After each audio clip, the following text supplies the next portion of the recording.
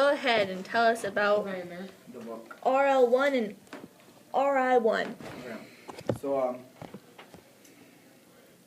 we read The Adventures of Huckleberry Finn. Our topic is the conflict, and the point is... Point is? I'll read this. Okay. No, just because, like, I said this. Okay, the primary overview of the novel is the conflict because of the part slavery plays. There you go. Okay, so, early in the text examples, the widow is going to sell Jim, so he decides to run away. And she doesn't sell him. Huck and Jim were alone and didn't have anyone, so they teamed up together and went on adventures. Huck and Jim lied for each other.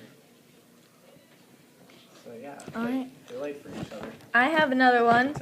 Jim is separated from his family while he tries to gain freedom. Oh, and also his family's freedom. And at the beginning of the novel, Huck doesn't fully understand slavery, and he kind of plays tricks on Jim, but he doesn't really get what's going on. So those are early text examples of the part slavery plays. Go ahead and tell us about the middle text examples, Nicole. So middle text examples of the conflict that slavery plays in the story is when Huck hides Jim from the slave catchers. He's kind of lying and protecting Jim at the same time. And if they found out that Jim had really been a slave and that Huck was lying for him, I feel like it would have turned out way worse for them.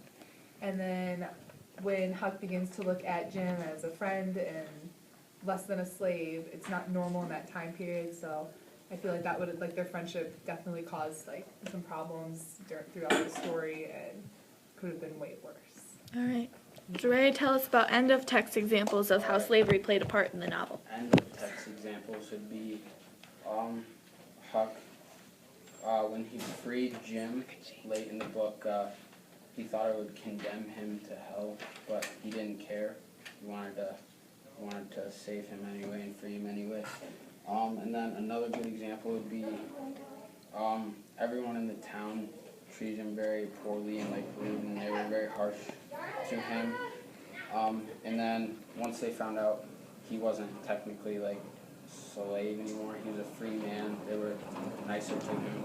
Right, the examples of the text that are the strongest was an example in the middle of the text when Huck chooses to work with Jim based on his personal experiences rather than social norms. It shows that Huck's innocence influenced his choices and he accepted Jim regardless of his fact that he was a slave or his title. And then the end of text example of Huck believes that freeing Jim will condemn him to hell but doesn't care. It shows that because of Jim's slavery, Huck believed that he was going against God by freeing him.